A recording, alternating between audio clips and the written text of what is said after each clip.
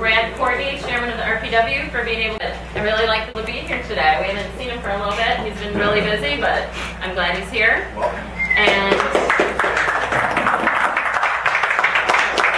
Senator Alberta Darlene's here, Assemblyman Jim Ott, and Dana Cordero. And Dan Sebring is here somewhere. Congratulations. Please try to sign up for a shift for making phone calls, or the campaign's really focusing on knocking on doors at this point, so we can all help out in that way. We need to really ramp up. So I would like to now introduce Brad Courtney to say a few words. Hey, Brad! Hello, everybody. First of all, I just want to thank everybody for their very, very hard work over. I've been chairman for a little over 18 months. It seems like it's been about 7 years, but I just want to thank everybody. And I just have to say, I have the smartest kids. On Father's Day, they gave me 2 presents, and I'd like to show one to Alberta. This was from last year, a framed copy of GOP Holds the State Senate, which really, you know, this was ground zero here in the North Shore. This was the one seat the Democrats really wanted with Alberta Darling. They called her the crown jewel, and they threw $8 million at her, and she still won going away. So I'm very proud of this. Thank you for everything.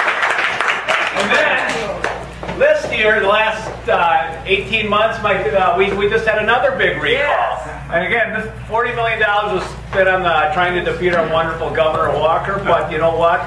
You get the truth out there, you do the right things, good things happen, the voters responded in a positive way, and Governor Walker actually increased his margins over his first election.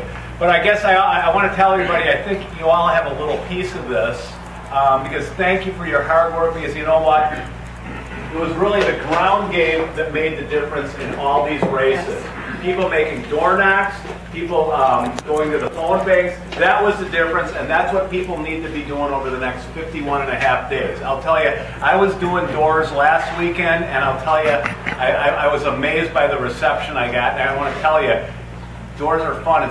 You get some good exercise, and you can talk with the voters, and you can really see the pulse out there. And I was surprised. There are a lot of lukewarm Democrats, and all we need to do is get out there and show them what we can do. So thank you for that. One other question. I just want to ask people, who's better off than they were 4 years ago?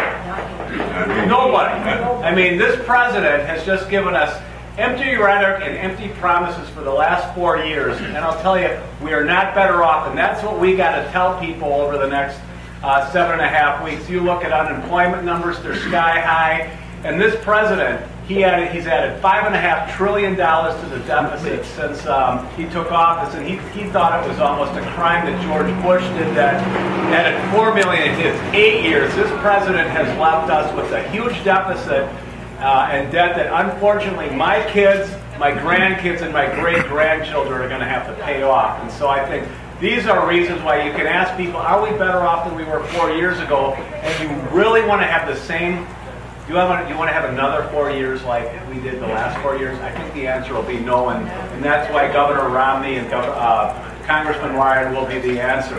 And now it's my privilege to introduce to you our wonderful state senator. Again, she really doesn't need any introduction, but I'll tell you, she has just been a leader in so many fronts. But I'll tell you, the leadership and the courage she's shown in the last 18 months with all the things that this wonderful legislature has done has taken a lot of courage. People have yelled at her, she's gotten hate mail, they spit on her, but you know what? She's been principled, and I'm really proud to call her my state senator. Let's give a warm welcome to Alberta.